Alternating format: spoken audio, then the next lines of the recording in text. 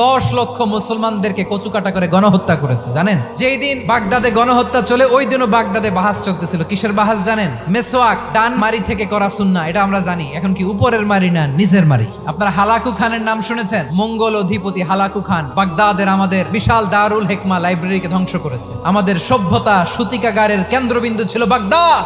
সে দারুল হেকমা library জ্বালিয়ে পুড়িয়ে এই সব দামি দামি বইগুলো, আমাদের দামি দামি ঐতিহাসিক তুরাসি ক্লাসিক বইগুলোকে দজলা নদীতে ফেলেছে। পুরা দজলা নদী কালো হয়ে গিয়েছে। 10 লক্ষ মুসলমানকে গণহত্যা চালিয়ে এই রক্তের বন্যা যখন দজলা নদীর পানিতে মিশে গিয়েছে, দজলা নদীর পানি লাল হয়ে গিয়েছে।